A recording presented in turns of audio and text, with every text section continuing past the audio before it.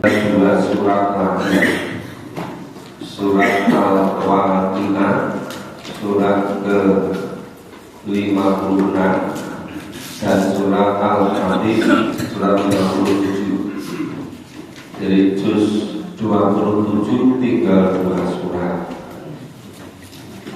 Pagi ini kita mulai surat ke-56, surat Al-Waqiah. Ayatnya pendek-pendek,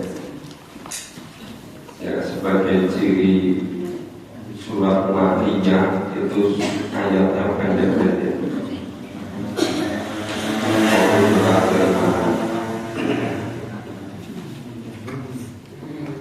Surat ke-56, surat Al-Waqiah, mulai ayat pertama. Sudah ketemu Bapak Ibu? Ya, kita mulai. A'udzu billahi minasy syaithanir rajim. A'udzu billahi minasy syaithanir rajim. Bismillahirrahmanirrahim. Bismillahirrahmanirrahim.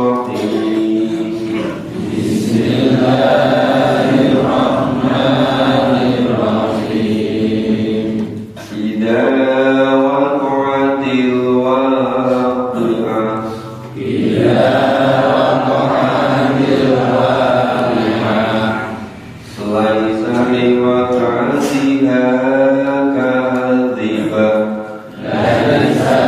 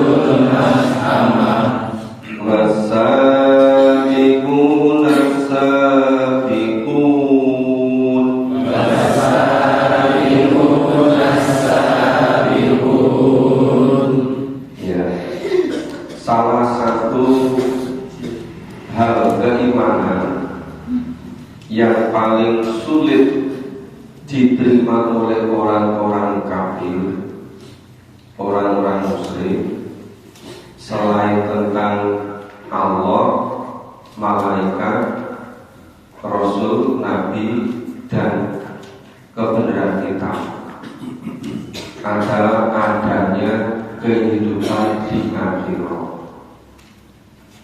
adanya yaumil ba'ats, adanya pertanggungjawaban terhadap seluruh perbuatan kita di dunia.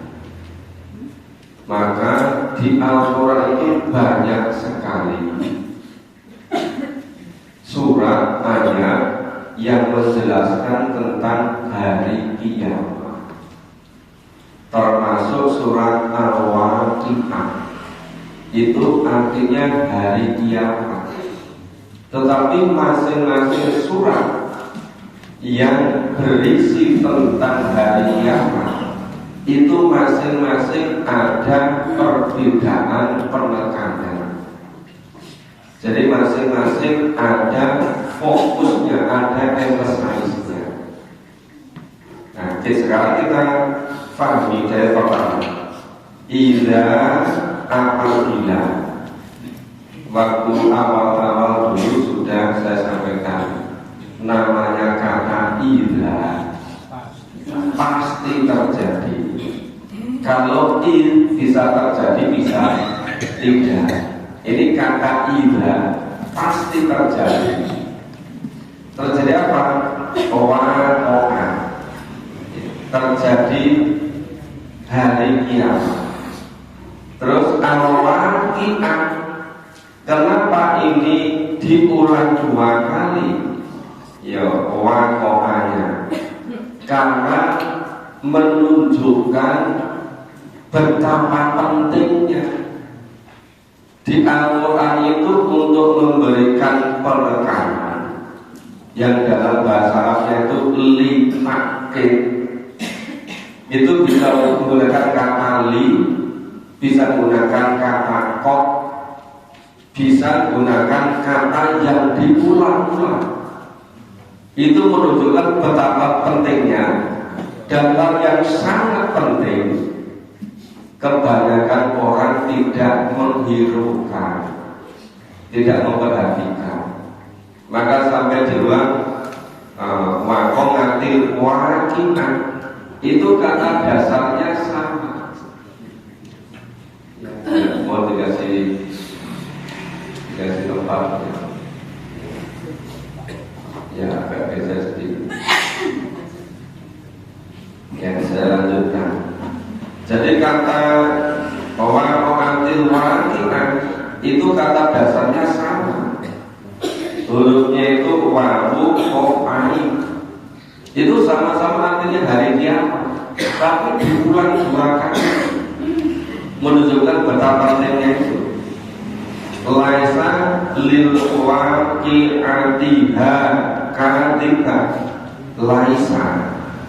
Laisa itu tiada atau tidak.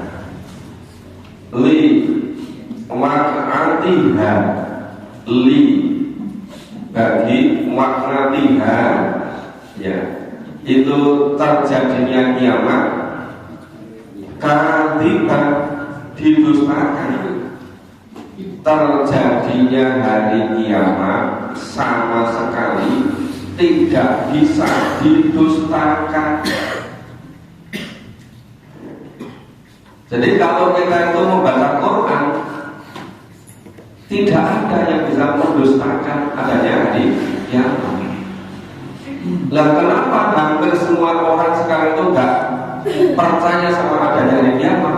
Karena tidak mau memahami Quran. Sekarang itu sedikit sekali orang Islam yang betul-betul memahami Quran ini. Iya kan? Kebanyakan Islam itu ya bukan karena memahami Quran. Padahal kalau memahami Quran sangat jelas. Laisa liwat adiha kadita. Adanya hari kiamat sama sekali tidak bisa didustakan. Makanya orang seringkali ketika disampaikan firman Allah dalam Al-Quran, itu nanti kalau menjelang datangnya ajal sampai maut, orang baru diperlihatkan secara sikap apa yang dilakukan selama ini. Terus dilihatkan nanti dikubur seperti apa. Nggak percaya. Tapi begitu nanti ngalami sendiri, baru percaya. Lo orang seengkar korun, seengkar firman, itu kan langsung percaya. Begitu mau tenggelam di laut merah, kan? Ingin bertobat, ingin iman kepada Tuhan Nabi Musa. Loh, itu orang sehebat Fir'aun. Apalagi cuma sekedar presiden, sekedar raja seperti itu. Fir'aun itu super power dunia. Bukan sekedar presiden, bukan sekedar raja, bukan sekedar perdana menteri, bukan sekedar menteri, bukan sekedar dulu BUMN, bukan sekedar gubernur, wali kota, bupati, apalagi kita semua yang rakyat jelata. Yang seperti kokon berkumpul menjadi. Tapi kesadaran ketika sudah datang aja sudah nggak bisa apa-apa. Orang semula juga nggak percaya kalau hidup di alam kubur itu berbeda sama sekali dengan di alam dunia ini. Kenapa? Karena nggak memahami Quran. Ada ketika di alam kubur itu seperti di dunia ini. Makanya terjadi apa? Jual sama, ngirit. Di kuburan itu makan dulu seperti kita di dunia ini. Padahal sama sekali berbeda gitu ya. Padahal kalau punya sama dijual untuk fisabilillah, itu sebagai amal jariah, padahal wakil beribu-ribu tahun nggak pernah berhenti. Tapi digunakan untuk sebaliknya, hanya memberikan mudarat saja. Kenapa demikian? Karena nggak memahami Quran. Begitu nanti sudah di alam kubur, baru sadar ternyata betul juga. Nanti ketika terjadi yang namanya yaumul ba'ats juga begitu. Sama kaget, ternyata betul kok dibangkitkan kembali perjalanan amal. Apalagi nanti ketika terjadi yaumul kiamat. Itu pas menjadi itu jadi yang kerungu esok-esok pas subuh ada suara Quran. Ini orang gak keke tiba-tiba tenang ya. Tinggal tersalah terus. Apalagi nanti di neraka. Penyesalan sudah selama-lamanya, tapi nggak ada gunanya apa. Maka bersyukur kita semua, Bapak Ibu semuanya, kita masih ada kesempatan untuk memperbaiki pemahaman dengan Quran, masih ada kesempatan untuk memperbaiki amal. Allah sudah memberikan kesadaran pada kita semua. Alhamdulillah Allah mempertemukan kita. Kalau kita nggak ketemu, kami juga nggak tahu bagaimana jadinya nanti. Ketika melihat suratul maut gimana, di alam kubur gimana, nanti di alam ba'ats seperti apa, yaumul kiamat seperti apa. Balik ini adanya hari kiamat sama sekali tidak bisa didustakan. Ini kok 100% pasti terjadi. Terus gimana? Khofiyatur rofi'ah. Ternyata kejadian hari kiamat itu akan ya merendahkan serendah-rendahnya satu golongan dan mengangkat satu golongan setinggi-tingginya. Maka itu yang di surat Atin itu kan laqad khalaqnal insana fi ahsani taqwim. Sesempurna ciptaan. Tapi summa radadnahu asfala sampai pada derajat yang serendah-rendahnya. Illal ladzina amanu wa amilus sholihat falahum ajrun ghairu mamnun. Jadi manusia tetap terbaik. Semuanya akan ke derajat yang serendah-rendahnya kecuali satu karena iman, dua karena amal soleh. Dua yang berkata ini falahum ajrun ghairu mamnun. Dan mereka pahala balasan yang tidak pernah ada buktinya. Tapi kita tidak pernah bisa beriman dengan betul kalau kita tidak memahami Quran. Makanya kenapa dulu itu Allah dalam rangka mendidik Nabi dan para sahabat itu selama 13 tahun periode Mekah hampir semuanya ayat tentang keimanan.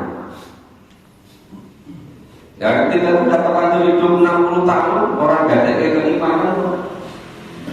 Iya kan?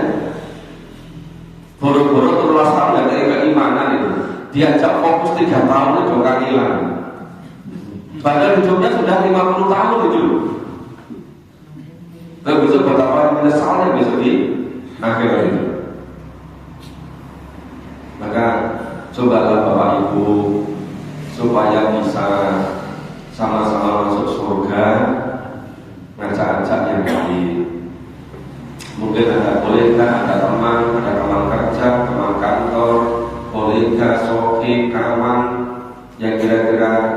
diajak bersama-sama alangkah baiknya.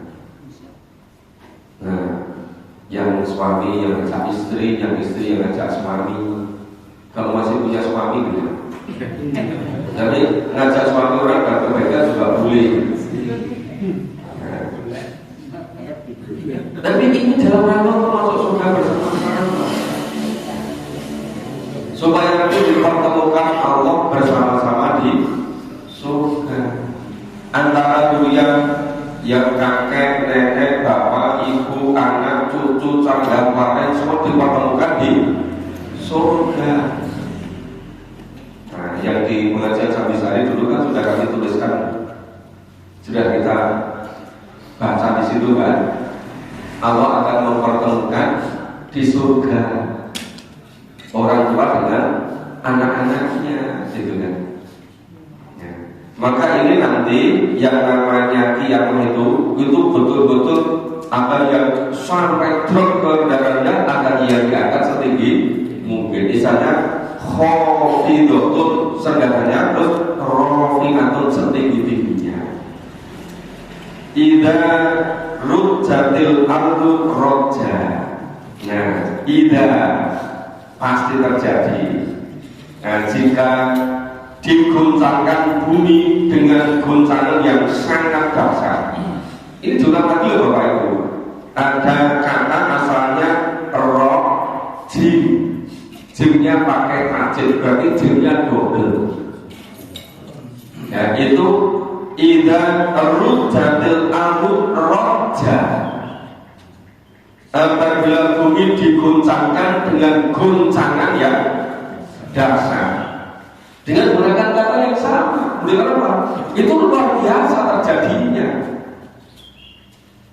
Tapi kenapa menghadapi situasi yang luar biasa?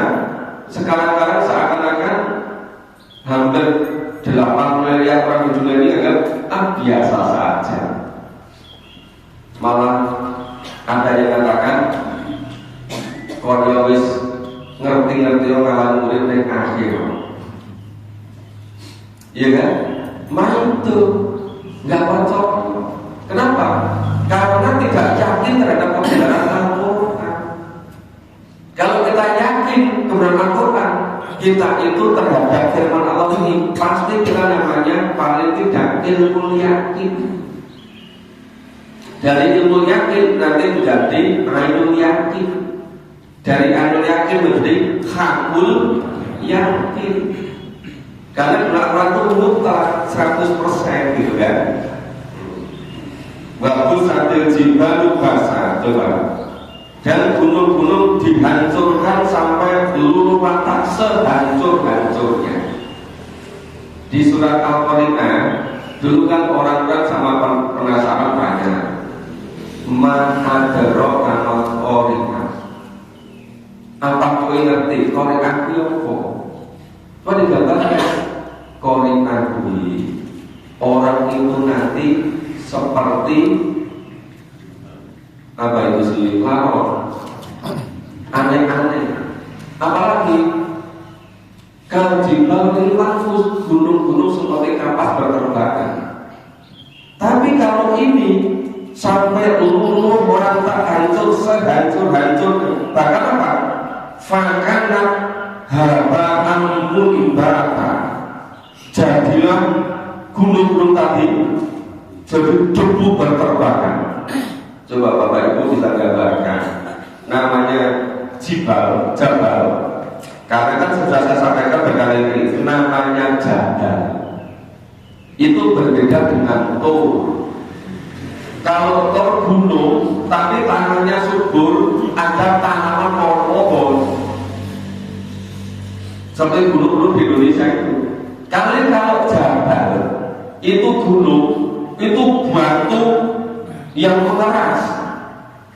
Sampai gunung-gunung di Timur Tengah, di Afrika, di Asia Barat. Coba Bapak Ibu bisa gambarkan, jabal ini bukan gunung, jabal ya. Gunung yang terdiri batu yang mengeras tadi, dari pemerasan sekian ribu tahun, jutaan tahun, itu nanti jadi seperti debu yang berterbangan. Betapa hancurnya itu.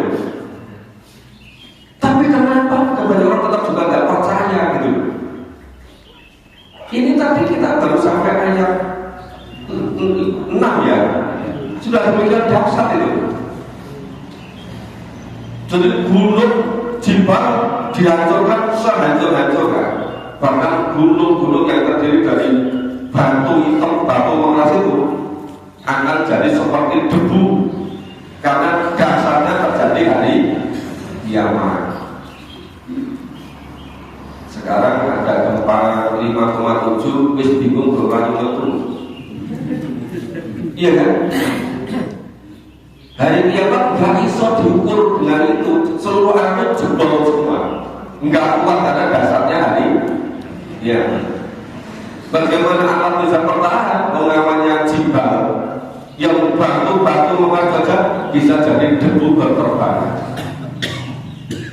Yang bisa menyelamatkan hanya iman dan amal soleh. Bukan karena kedudukannya sebagai seperti Qarun atau Fir'aun atau Abu Lahab atau Abu Jahal atau Abu yang lain. Ya kan? Bukan itu. Tapi karena iman dan amal soleh. Ma kuntum azwajan thalatha, dan kamu semua, kita semua, kuntum kamu semua, azwajan thalatha, akan tergolongkan menjadi 3 golongan, menjadi 3 kelompok, ya. Akan melompok jadi 3 golongan. Apa? Fa'ashabul maimanah, yaitu golongan kanan. Ya, siapa golongan kanan itu? Golongan kanan itu golongan yang menerima kitab catatan seluruh amal ketika di dunia ini dengan tangan kanan. Artinya iman amal solehnya beres, takwanya terpelihara, keislamannya kafah, menerima buku rapor dengan tangan kanan. Maka ashabul maimanah, alangkah senangnya, alangkah mulianya, alangkah bahagianya orang yang menerima kitab laporan perbuatannya dengan tangan kanan. Sebaliknya, wa ashabul mas'amah, golongan kiri. Siapa golongan kiri itu? Golongan kiri, golongan yang menerima buku rapornya dengan tangan kiri. Itu ketika mau meninggal, malaikat maut itu datang. Yang golongan itu sudah takut-takutan, terus nggak mau meninggal, minta takut. Terus oleh malaikat dipukuli mukanya, kemudian disiksa, terus tetap nggak mau. Maka semakin menjadi siksaannya. Ketika sakaratul maut itu siksaannya luar biasa. Itu baru sakaratul maut, belum siksaan di kubur. Kan digambarkan di ayatnya kan, dipukuli mukanya, wajahnya, depan, punggungnya, belakang, disiksa terus malaikat. Itu mas'amah. Terus ashabul mas'amah. Jadi alangkah celakanya, alangkah sengsaranya, alangkah malangnya golongan kiri yang menerima buku rapornya dengan tangan kiri, bahkan dari belakang sambil melengos. Apa? Malu. Mau di dunia ini terima rapotnya barang kasih nangis malu kok. Iya kan? Apalagi ini rapor yang catat seluruh amal. Wasabiku nasabiku, golongan asabiku, orang-orang yang paling dahulu dan orang yang paling dahulu masuk surga. Ini yang terhebat sepanjang sejarah. Ini dari kalangan para nabi, para rasul, dan orang-orang yang mengikuti cara hidupnya seperti cara nabi dan rasul. Ya, ini yang asabiku dijelaskan dari ayat 11 sampai ayat 26. Kita baca. A'udzu billahi minasyaitonir rajim. A'udzu billahi minasyaitonir rajim.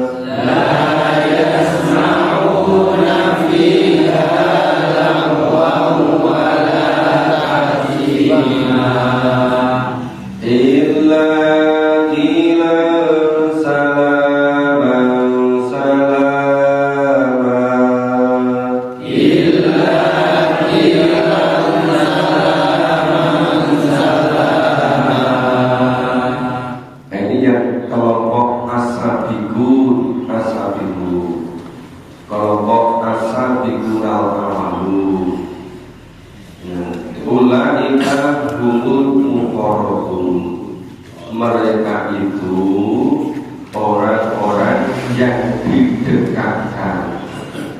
didekatkan pada Allah, karena memang yang paling dikasih sayang oleh Allah, yang paling diridhoi oleh Allah. Terus di jannatin naim, mereka berada di surga naim, di surga yang kenikmatannya tanpa batas, yang kenikmatannya serba tertinggi, diberikan kepada golongan ashabiku. Sulatu minal awali, ashab itu sebagian besar dari kalangan awali, dari para nabi, para rasul, para salafus soleh. Nah, kemudian walaulilu minal akhiri, dan sebagian kecil dari kalangan akhir kemudian. Cuma di masa akhir ini walaupun prosentasenya kecil, tapi jumlahnya banyak. Kalau pada masa Nabi Nuh, Nabi Ibrahim, Nabi Musa, ya Nabi dulu, penduduk dunia belum seberapa. Walaupun persentasenya mungkin bisa 60%, tapi jumlahnya itu belum seberapa. Tapi yang persentasenya sekarang itu kolil, mungkin hanya 30% atau 40%. Tapi karena penduduknya ini sekian miliar, kan jadi banyak juga orangnya. Jadi kita semua itu masih bisa masuk kelompok asabiku, masuk pada tadi qalilun minal akhirin. Persentasenya kecil tapi jumlahnya bisa lebih banyak. Asal kita mengikuti seperti apa yang dilakukan oleh para ashabikun, para nabi, para rasul, oleh Khadijah, semuanya untuk fisabilillah. Seperti Abu Bakar As-Siddiq, seperti Umar bin Khattab, seperti Utsman bin Affan, seperti Ali bin Abi Thalib, ya seperti Arqam. Kemudian masuk usia 16 tahun, Rasulullah perlu tempat untuk dakwah, langsung gerahkan rumahnya. Seperti Abdullah bin Mas'ud, dia semula kerjanya gembala kambing. Begitu dengar ada nabi, ada rasul, terus dia siap pokok-pokoknya kan itu kambing yang dia gembalakan, dikembalikan pada tuannya, pada bos, pada pemiliknya. Dia ketemu Nabi, menyatakan masuk Islam dan ingin secara totalitas 24 jam per hari ikut Rasulullah. Maka Abdullah bin Mas'ud ini yang menyiapkan. Kalau Rasulullah memerlukan air ini itu Abdullah bin Mas'ud yang menyiapkan. Yang sampai menyiapkan telumpahnya sandalnya Abdullah bin Mas'ud. Sampai kadang-kadang Rasulullah karena kecapean tugas yang banyak, misal sudah waktunya bangun malam beritahu, yang membantukan Abdullah bin Mas'ud. Maka Abdul Mas'ud itu dikenal sebagai sahabat yang mengetahui rahasia Nabi. Kalau sampai 24 jam per hari, itu namanya ashabus sufa, orang-orang sahabat yang tinggal di kamar-kamar Nabi di masjid Nabawi sebelah kiri. Karena yang kamar-kamar depan sebelah kanan itu untuk Nabi dan istri-istrinya ada 9 kamar. Yang sebelah depan kiri itu ashabus sufa. Salah satunya Abdullah bin Mas'ud. Ada lagi Zaid bin Thabit, usia masih 13 tahun. Nunggu Rasulullah diantar sama ibunya, bilang kan, ya Rasulullah, saya ingin ikut sabilillah. Rasulullah bilang, sopan dhuwur teko ngisor. Iki bocah sing 13 tahun. Isin cendek semene. Kok kepengin di sabilillah. Rasulullah senang sekali melihat itu Zaid bin Thabit itu.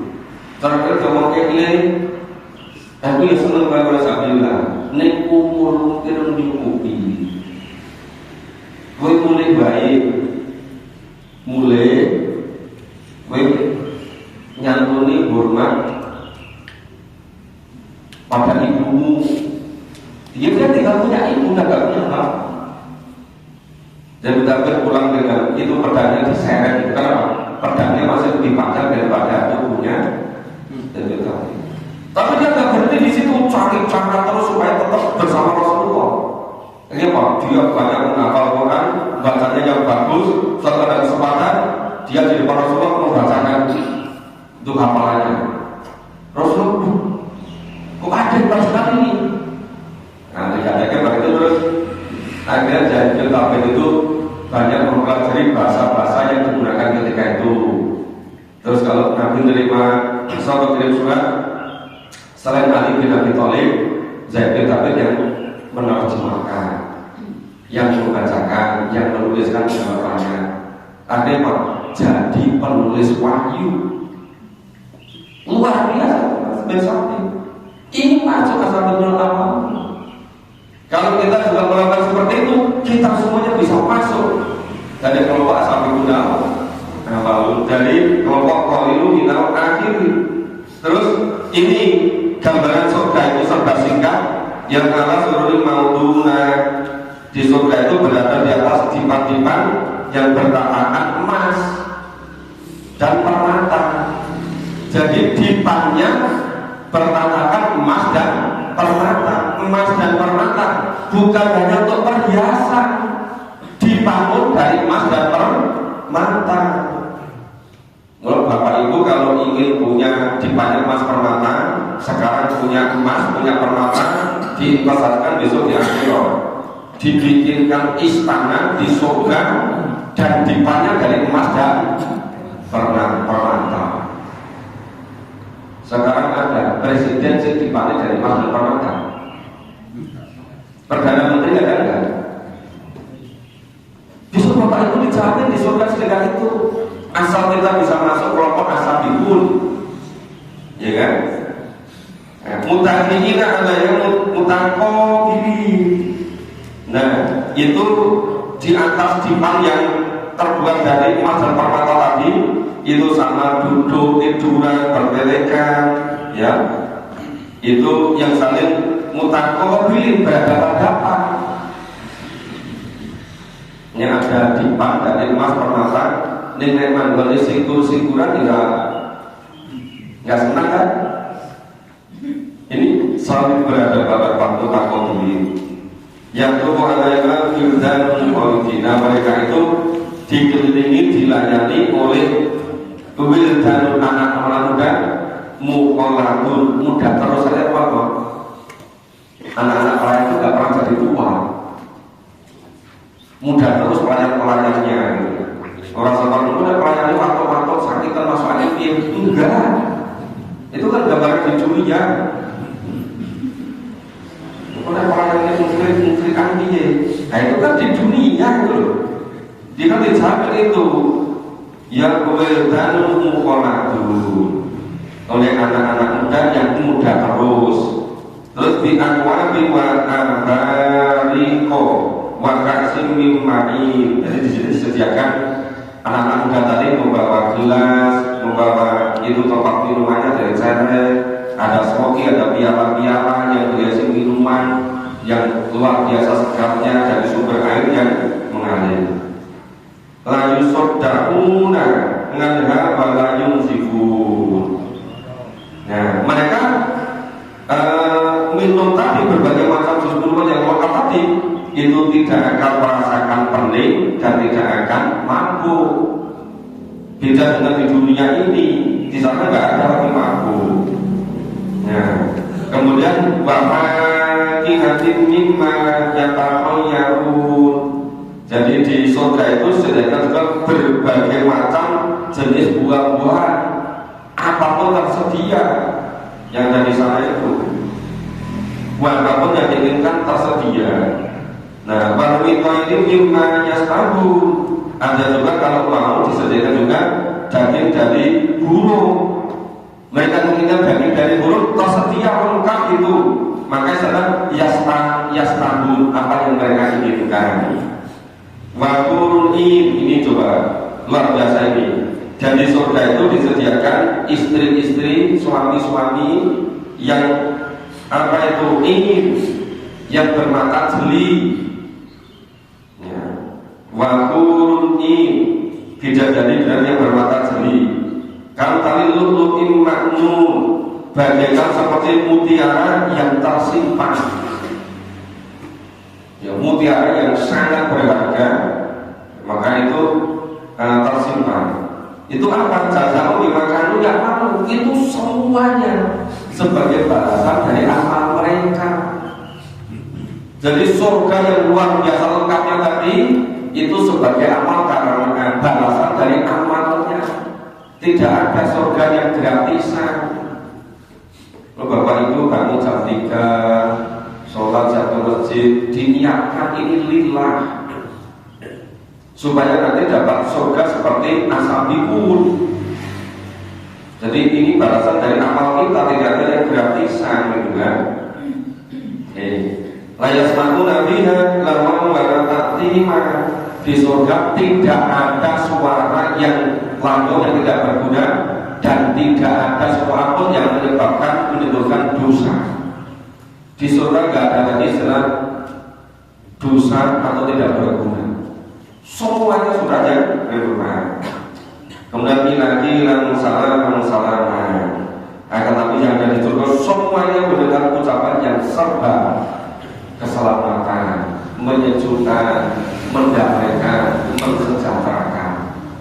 Nah, ini gambaran secara singkat dari kelompok ashabikun, dari kalangan para nabi, para rasul, para ashabikun al-amalun. Tetapi kita juga bisa masuk kelompok ini asal kita mengikuti seperti yang dilakukan oleh para ashabikun al-amalun. Semoga Bapak Ibu sudah semua kita semua bisa masuk kelompok yang ini. Amin. Paling tidak Bapak Ibu kan paling apa memulai kajian di masjid ini kan?